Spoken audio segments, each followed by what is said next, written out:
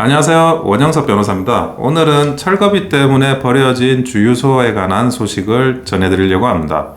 과거에 이제 주유소라고 하면 저도 한번 상상을 해보는데 부자의 상징이었어요. 주유소를 가지고 있는 집이다 그러면 굉장히 부유하게 산다라고 생각을 했었습니다. 근데 휴폐업 주유소가 갈수록 늘어나고 있고 이것이 이제 막대한 철거비가 발생하면서 방치되고 있는 그런 주유소들이 많다는 겁니다. 정읍 같은 경우 한 주유소가 이제 3년째 폐업한 주유소인데 그대로 방치되고 있다는 거예요. 근데 철거 비용이 굉장히 많이 듭니다. 예를 들어 뭐 그 지하에 탱크가 있고 그 탱크에서 기름이 유출되면 그 부분과 관련한 그 환경오염을 정제하는 그런 비용까지 이제 산정이 돼가지고 철거가 돼야 돼요. 그러니까 갈수록 이제 환경에 대한 규제는 심해지고 있고 환경과 관련한 그런 정화나 이런 비용도 올라가고 있는 상태입니다. 그러다 보니까 주유소를 뭐 그 잘 운영하고 그런데 각 주유소가 이제 많아지니까 원가 경쟁이 굉장히 치열하지 않습니까? 그렇게 원가 경쟁을 치열하게 한 다음에 주유소로 이제 문을 닫게 됐을 때 그런 주유소 철거비를 환경 규제나 이런 것들 토양 오염을 다 해결한 철거비가 막대하게 발생하다 보니 그냥 사람들이 주유소를 버려버리는 거예요.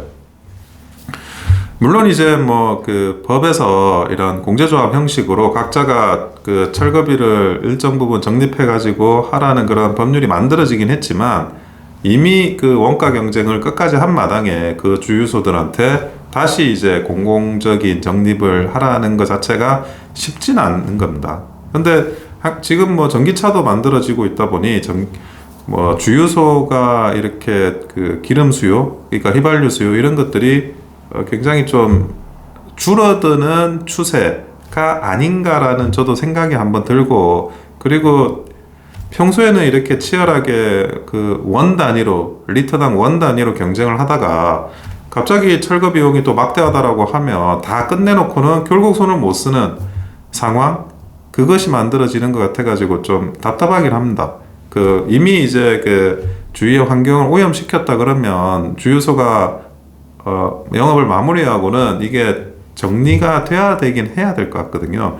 그래서 좀 안타까운 부분은 분명히 있습니다. 근데 과거처럼 이제 주유소가 뭐 정말 돈이 되는 그런 시설은 업종은 아니게 된 게 아닌가 하는 생각을 조금 하고 그리고 이제는 주유소 사업을 하시려면 마지막에 이제 그런 철거비까지를 감안을 하시고 주유소 사업을 해야 될 것 같습니다. 아직은 방치하는 주유소 형태로 있겠지만 결국에는 환경과 관련한 부분은 정부에서 어떤 식으로든지 행정적인 규제를 할 수밖에 없고 뭐 어떤 그 행정적인 규제 차원에서 토양 오염이나 이런 걸 정화하는 그런 비용들을 결국 그 업자나 또는 주유소의 소유자한테 전가시킬 수밖에 없는 상황이 저는 마련될 거라고 봅니다.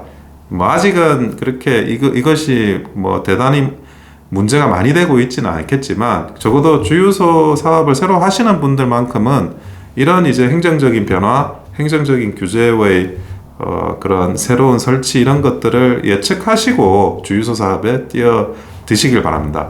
이상 원영석 변호사였습니다. 좋아요와 구독은 큰 힘이 됩니다. 감사합니다.